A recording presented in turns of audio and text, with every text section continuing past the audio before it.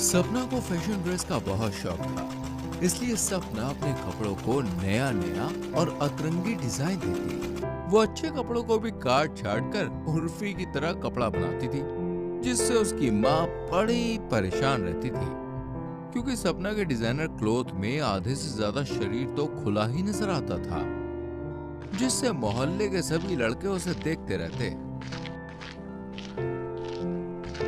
हे भगवान, ये क्या है? और ये कपड़ा तो बहुत बड़ा और अच्छा था। ये कपड़ा इतना छोटा कैसे हो गया? इसमें तो तुम्हारा पूरा शरीर नजर आ रहा है। लोग देखेंगे तो क्या कहेंगे? अरे माँ, ये आज के जमाने का फैशन है। आप तो बाबा आदम के जमाने का कपड़ा लेकर आती हो, बहन जी टाइप का। ये देखो आप, ये मैंने खुद डिजाइन किया है। आप लोग मेरे ही कपड़ों को देखते रहते हैं। कमाल की लग रही हूँ ना इस कपड़े में। अरे बददिमाग लड़की, वो तुम्हारे कपड़े को नहीं बल्कि तुम्हारे शरीर को ताड़ते हैं। ढंग के कपड़े पहनकर बाहर जाया करो। जो लोग पहनते हैं, इस तरह के कपड़े पहनोगी तो तुमसे शादी कौन करेगा? माँ, आप लोग बूढ़े हो चुके हो। ये फैशन आपकी समझ के बाहर है। आप वही पुराने जमाने वाले घूंघट की दौर की हो। हाँ बेटा, कभी कपड़ों पर चम्मच, तवा, कढ़ाई चिपका लेती हो और इसे फैशन का नाम देती हो। अरे तुम मेरी इज्जत सबके सामने क्यों गिरा रही हो? कमला के लाख समझाने पर भी सपना के कान पर जू तक नहीं रेंगती। वो कभी कपड़े में चम्मच चिपकाकर कपड़े बनाती और कभी मोबाइल, और उसे ही पहनकर यहाँ वहाँ घूमती। इस तरह वक्त बीतता गया। एक दिन सपना उठकर ब्रश कर रही होती है, तभी उसकी माँ कमला आकर बोलती है। अरे सपना, तू अभी तक मुंह ही धो रही है। बेटा जल्दी तैयार हो जाओ, लड़के वाले आने वाले ही होंगे। और हाँ, याद रखना, साड़ी ही पहनना जो मैं बाजार से लाई हूँ। उसे फाड़कर लंगोटी मत बना लेना। अगर ये लड़के वाले तुम्हारे कपड़ों के कारण तुम्हें पसंद नहीं करेंगे तो आज मुझसे बुरा कोई नहीं होगा, समझी कि नहीं? माँ, आप बोले तो घूंघट कर लूं? ज्यादा बहस मत कर, जल्दी तैयार होकर समोसे भी बना लेना। अब ये अलग ही बकैती है। खाना बनाना आता है ये काफी नहीं है, बल्कि सैंपल भी पेश करना पड़ेगा लड़के वालों के सामने। सपना लड़के वालों के नजदीक पूरे कपड़े पहनकर आती है। फिर कुछ दिन के बाद सपना और रोहन की शादी भी हो जाती है। और फिर शादी के अगले दिन, इन कपड़ों में कितनी गर्मी लग रही है। मुझे कुछ हल्का फुल्का कपड़ा पहनना पड़ेगा, पर माँ ने तो कोई भी डिजाइन वाले कपड़े नहीं लाने दिए। क्या करूँ? कोई आइडिया भी नहीं सूझ रहा इस टाइम तो। फिर सपना खिड़की के पर्दे को उतार कर अजीब अतरंगी डिजाइन वाले कपड़े बनाती है और उसे पहनकर बाहर आती है। सपना को देखकर उसकी सास भौचक्की रह जाती है और आश्चर्य से पूछती है। अरे बहू, तुम तो कपड़ों के नीचे पैंट पहनना ही भूल गई। जाओ बेटा, जल्दी से पैंट पहन कर आओ, नहीं तो लोग क्या कहेंगे। और ये कौन सा कपड़ा पहन लिया है? और इस कपड़े को तो मैंने शायद कहीं देखा है।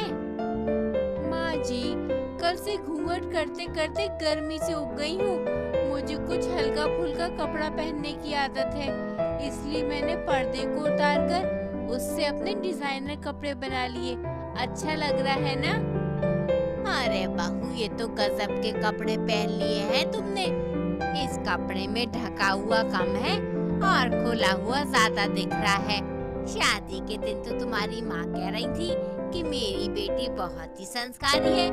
तुम्हें आए हुए अभी 2 दिन भी नहीं हुए कि तुम अपने संस्कार दिखाने लगी। इसमें संस्कार वाली कौन सी बात है माँ जी? अपने मन के कपड़े पहनने में संस्कार खत्म थोड़ी ना हो जाएंगे। बहू, ज्यादा बहस मत कर, जाकर जल्दी कपड़े बदल कर आ। इंसानों वाले कपड़े पहन, नहीं तो कोई देखेगा तो क्या सोचेगा। सपना अपनी सास को गुस्से में देखकर चुपचाप वहाँ से कमरे में चली जाती है। ना जाने सभी बुढ़ियों को न्यू फैशन से प्रॉब्लम क्या है। खुद तो बाबा आदम के जमाने वाले घूंघट का फैशन करती हैं और हमें भी वही फैशन करने को कहती हैं। इसी तरह वक्त बीतता जाता है पर सपना अपने फैशन से बाज नहीं आती है। अगले दिन सपना की सास सपना से बोलती है, बहू, आज तुम्हारी मुंह दिखाई है, मोहल्ले की कुछ औरतें आने वाली हैं, शाम को तैयार हो जाना। माँ जी, मैं तो 2 मिनट में तैयार हो जाती हूँ। अरे मेरी माँ, 2 मिनट में तैयार होने की जरूरत नहीं है। इंसानों जैसे अच्छे से पूरे कपड़े पहनकर सबके सामने आना, और खबरदार जो फटा फूटा कपड़ा पहन कर आई, मेरे घर में उर्फी वाली हरकत नहीं चलेगी। यहाँ सब इंसान रहते हैं, इंसान वाले कपड़े पहनना। फिर शाम होने पर सपना सोचती है, कौन से कपड़े पहनकर पार्टी में जाऊं कि सभी लोगों की नजर मुझ पर ही टिकी रहे। माँ जी ने तो घूंघट वाले कपड़े लाकर रख दिए हैं। इसे पहनकर जाऊंगी तो सभी लोगों के बीच में मेरी क्या इंस्पिरेशन बनेगी। फिर सपना की नजर दीवार पर सजे फूल पर पड़ती है। वाओ, क्या आइडिया है। मैं इसी फूल से अपने कपड़े बना लेती हूँ और ऊपर से दुल्हन का दुपट्टा ओढ़ लेती हूँ और पार्टी में पहुँच जाती हूँ। सपना दीवार पर सजे फूलों को उतारकर उससे कपड़े बनाकर पहन लेती है और ऊपर से दुल्हन की चादर ओढ़कर पार्टी में पहुंच जाती है। वहाँ सभी की नजरें सपना पर ही होती है। सभी लोग सपना को घूर कर देख रहे होते हैं। रोहन को बड़ा अजीब लग रहा था, पर वो बोल भी क्या सकता था क्योंकि सपना उसकी कोई बात नहीं मानती फैशन के मामले में। तभी सपना रोहन से बोलती है, देख रहे हो किस तरह सब मुझे ही घूर घूर के देख रहे हैं। आज तो मैं इस ड्रेस में कुछ ज्यादा ही ब्यूटीफुल लग रही हूँ। और एक तुम हो जो मुझे हमेशा कपड़ों के बारे में रोक टोक करते हो। तुम और तुम्हारी माँ हमेशा नौटंकी करते हैं। ना जाने तुम लोगों को कौन सी प्रॉब्लम होती है। रोहन सपना की बातों का कोई भी जवाब नहीं देता। सभी लोग सपना के कपड़ों के लिए बातें कर रहे होते हैं। तभी एक औरत सपना की सास से बोलती है, अरे माधवी बहन, तुम्हारी बहू तो बहुत कमाल की है। हम तो सोच रहे थे कि फूल और पत्ती से सिर्फ घर की सजावट होती है, पर हम पहली बार देख रहे हैं कि फूल भी कपड़ा बनता है। ये तो भला हो यहाँ पर कोई बकरी नहीं है, नहीं तो तुम्हारी बहू बेचारी अपनी फूल पत्ती को कैसे बचाती। गजब है, फूल का भी कोई कपड़ा बनाकर पहनता है। हमारे घर में जितनी फूल पत्ती है सभी तुम्हारे घर भेज दूंगी ताकि तुम्हारी बहू फूलों का सही उपयोग कर सके, मेरा मतलब सदुपयोग कर सके। अरे हमें तो अपने घर के बगीचे की फूल पत्ती का ज्यादा ध्यान रखना पड़ेगा, कहीं हमारे घर की बहू बेटी कपड़े बनाकर ना पहनने लगे, फिर हम घर की सजावट किस चीज से करेंगे। माधवी सभी की बातें चुपचाप सुनती रहती है और वो कुछ भी नहीं बोल पाती। अरे बहना, सही बोल रही हो।